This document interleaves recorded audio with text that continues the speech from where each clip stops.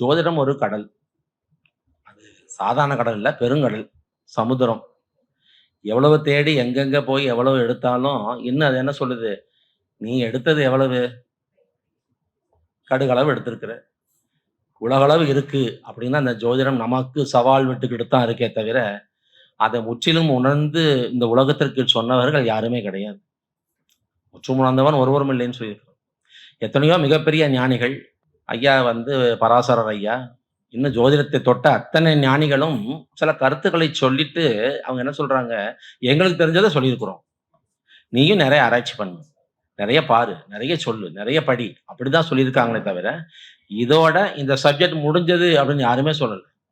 அப்ப அப்பேற்பட்ட ஞானிகளே வந்து கடைசில அதை வந்து அவங்க அவை அடக்கம்ங்கிற தன்மையில சொன்னாங்களா? இல்ல உள்ளத சொன்னாங்களா? அப்படின்னு பார்த்தா, உள்ளதத்தான் சொல்லியிருக்காங்க. இப்ப பராசர மகரிஷிலாம் அவரெல்லாம் தெய்வத்தோட அம்சம். அவரே ஜோதிடத்த பத்தி சொல்லிட்டு, கடைசில என்ன சொல்றாரு? "எனக்கு தெரிஞ்சத சொல்லியிருக்கிறேன்.